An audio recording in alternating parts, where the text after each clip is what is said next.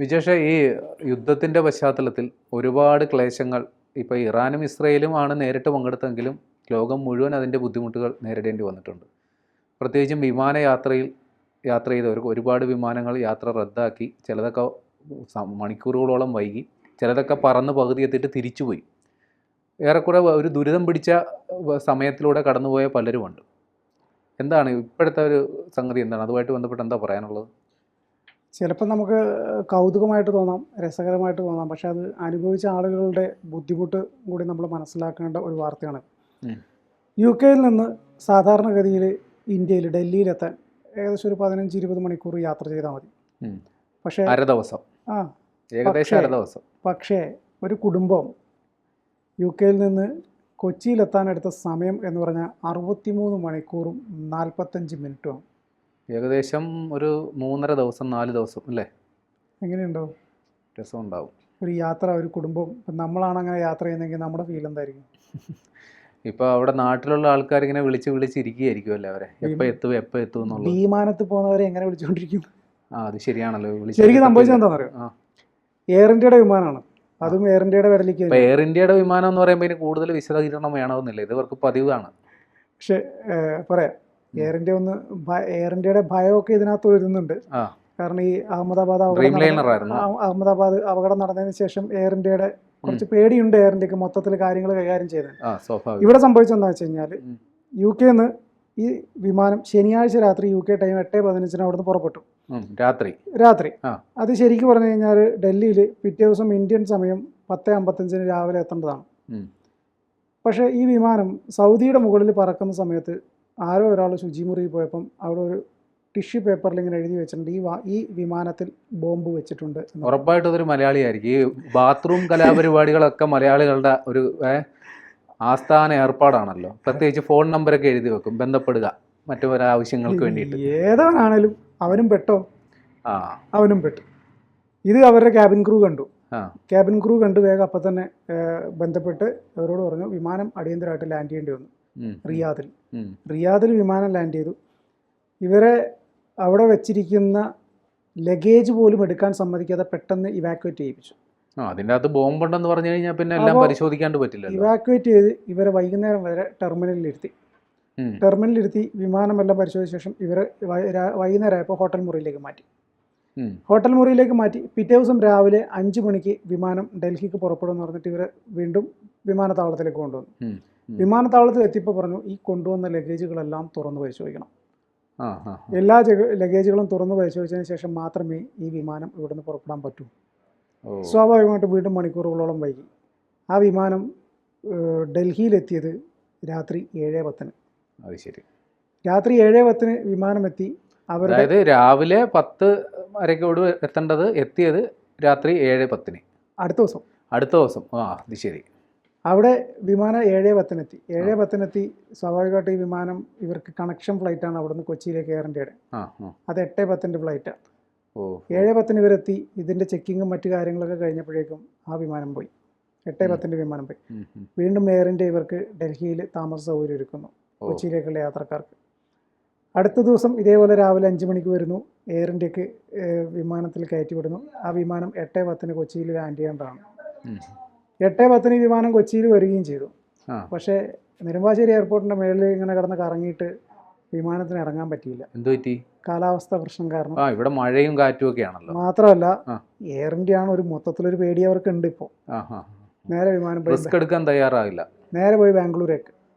ഇവിടുന്ന് കൊച്ചി വന്ന വിമാനം ബാംഗ്ലൂരിൽ പോയി. ഇത് ഏത് നേരത്താണ് അവരവിടുന്ന് യാത്ര പുറപ്പെട്ടത്? അത് ചോദിക്കേണ്ടി വരും അവർക്ക്. ആരൊക്കെ കണ്ട ഇറങ്ങിയെന്ന് ചോദിക്കേണ്ടി വരും. വല്ല പൂച്ച വല്ല മട്ടൻ ചാടി കാണും. നേരെ ബാംഗ്ലൂർ പോയി. ബാംഗ്ലൂരിൽ നിന്ന് ഈ വിമാനം അന്ന് ഉച്ചയ്ക്ക് 12:30 മണിക്കാണ് കൊച്ചിയിൽ ലാൻഡ് ചെയ്യുന്നത്. രാവിലെ 8:10 വിമാനം. ചുരുക്കി പറഞ്ഞു കഴിഞ്ഞാൽ 15-20 മണിക്കൂർ കൊണ്ട് കൊച്ചിയിൽ എത്തേണ്ട വിമാനം എത്തിയത് 63 മണിക്കൂറും 45 മിനിറ്റും കഴിഞ്ഞു. നമ്മളൊരു ട്രെയിനിൽ യാത്ര ചെയ്യുമ്പോൾ കുറച്ച് സമയം ട്രെയിൻ എവിടെയെങ്കിലും പിടിച്ചിട്ട് കഴിഞ്ഞപ്പോൾ പ്രേമം തന്നെ ഇവിടുന്ന് ഡ്യൂട്ടിയൊക്കെ കഴിഞ്ഞ് വീട്ടിലേക്ക് പോകുന്ന സമയത്ത് 2 മണിക്കൂർ കൊണ്ട് എത്തേണ്ട അടുത്ത് ഒരു 4 മണിക്കൂർ 2.5 മണിക്കൂർ. അതെനിക്കിപ്പോൾ ശീലമായിട്ടുണ്ട്. ഇപ്പോൾ ആലപ്പുഴ തീരദേശ പാതയിൽ കൂടിയാണ് ഞാൻ പോകുന്നത്. അവിടെ ഈ വന്ദേ ഭാരതും ജനശതാബ്ദി ഏതാണ്ട് വൈകുന്നേര സമയങ്ങളിൽ ഏതാണ്ട് ഒരേ സമയമാണ് അങ്ങോട്ടും ഇങ്ങോട്ടും പോകുന്നത്.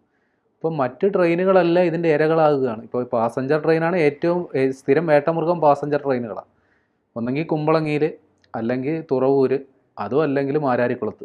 ഒരു അരമണിക്കൂർ എങ്ങനെയൊക്കെ പോയാലും അത് പിടിച്ചിടും. അതൊക്കെ ശേഷമായിരിക്കും നമ്മൾ ബാക്കി യാത്ര തുടരുക. അപ്പോൾ ഇത്രയും നമുക്ക് ഉണ്ടാകുന്ന ബുദ്ധിമുട്ട് നമുക്ക് മനസ്സിലാവുന്നുണ്ടല്ലോ. അപ്പോൾ ഈ ഫ്ലൈറ്റിലെ യാത്ര ഇത്രയും മണിക്കൂറും കൂടി ആകുമ്പോൾ അതിനകത്ത് ഒരു ചെറിയ ഒരു ഇടുങ്ങിയ സ്ഥലത്ത് നമ്മൾ യാത്ര ചെയ്യുന്നു. ട്രെയിനാകുമ്പോൾ നമുക്ക് ഇറങ്ങി നടക്കാം, കുറച്ച് ഇതുണ്ട്. പക്ഷേ ഇതിനും ഒരു അത്രയല്ലേ വലിപ്പമുള്ളൂ.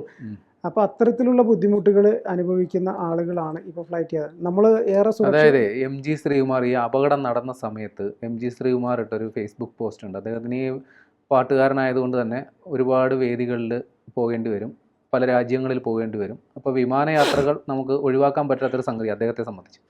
അപ്പോൾ ഈ അപകടത്തിൻ്റെ പശ്ചാത്തലത്തിൽ അദ്ദേഹം ഇട്ടൊരു ഫേസ്ബുക്ക് പോസ്റ്റായി. അദ്ദേഹത്തിന് നിരന്തരം യാത്ര ചെയ്ത് വരുന്നുണ്ട്. അപ്പോൾ ഓരോ യാത്രയും പുള്ളിക്കൊരു പേടിയാണ്, സ്വാഭാവികം, മനുഷ്യ സഹജമായി. അപ്പോൾ ഒരു അപകടം കൂടി ഉണ്ടാകുന്ന സമയത്ത് ഉള്ളൊരു ഭയമുണ്ടല്ലോ.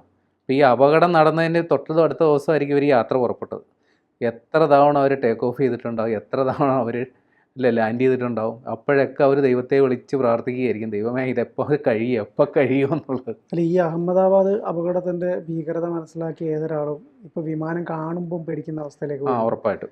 പ്രത്യേകിച്ച് എയർ ഇന്ത്യ എന്ന് എഴുതി കാണിച്ചാൽ തന്നെ ഒരു പേടിയ സ്വപ്നം പോലെ.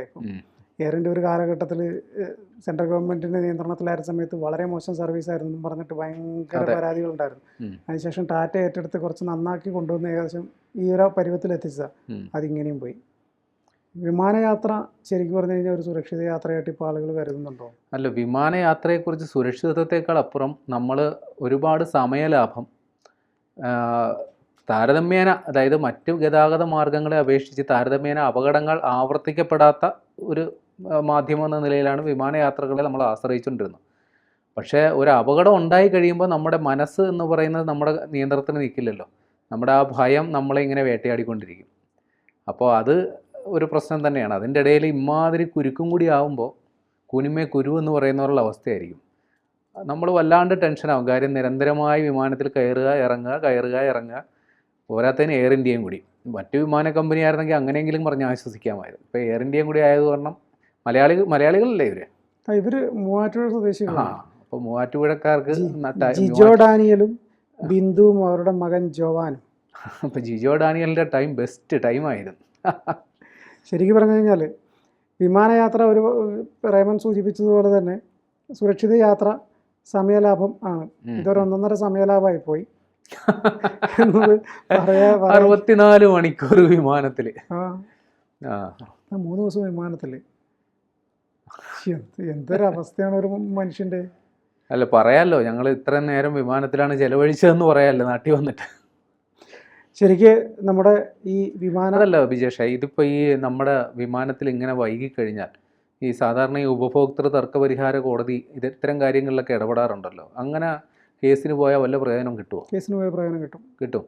അതെങ്ങനെയാണ്? വിമാനം വൈകിയാൽ നമുക്ക്, അതായത് നമ്മൾ ടിക്കറ്റ് ബുക്ക് ചെയ്യുമ്പോഴും ഇതിനകത്തൊക്കെ ടിക്ക് ചെയ്ത് കൊടുക്കുന്നതിനകത്ത് കുറേ കാര്യങ്ങൾ പറയുന്നുണ്ട്. അതിനകത്ത് ഇത് കൃത്യമായിട്ട് പറഞ്ഞിട്ടുണ്ട്. വിമാനം വൈകിയാൽ നമുക്ക് നഷ്ടപരിഹാരത്തിനുള്ള സാധ്യതയുണ്ട് എന്നുള്ള കൃത്യമായിട്ട് പറഞ്ഞു. പക്ഷേ എത്ര പേര് പോകും ഇത് കേസിന്? നമ്മളിപ്പോൾ ഒരു 10 മണിക്ക് ഇവിടുന്ന് വിമാനം കയറാൻ നിന്നു, വിമാനം വൈകുന്നേരം 3 മണിക്കായിരുന്നെങ്കിൽ നമുക്ക് അത്രയും സമയം നമ്മൾ ഈ ഫെസിലിറ്റി ട്രെയിനിൻ്റെ കാര്യത്തിലുണ്ടാവുമോ? അത് പരിശോധിക്കണം. ഉണ്ടായിരുന്നെങ്കിൽ നമ്മൾ പരാതി കൊടുത്ത് വലഞ്ഞേനെ. കാര്യം അവർക്ക് ജീവിതത്തിൽ ഒരു തവണ മറ്റോ സംഭവിക്കുന്ന കാര്യമായിരിക്കും. പക്ഷേ ട്രെയിനിൽ യാത്ര ചെയ്യുന്നവർക്ക് ആഴ്ചയിൽ 3 നേരം 3 ദിവസം ഇങ്ങനെ വന്നുകൊണ്ടിരിക്കുന്ന കാര്യമാണ്, വൈകലും പിടിച്ചിടലും ഒക്കെ. എന്തായാലും വിമാനയാത്ര സുരക്ഷിത യാത്രയായിട്ട് തന്നെ വരട്ടെ. ഒരപകടം ഉണ്ടായെന്ന് കരുതിയിട്ട് ഒരു നല്ല ഒരു യാത്രാ സംവിധാനത്തെ നമ്മളെ മുഴുവനായിട്ടും കുറ്റം പറയേണ്ടതില്ല എന്ന് തോന്നുന്നു.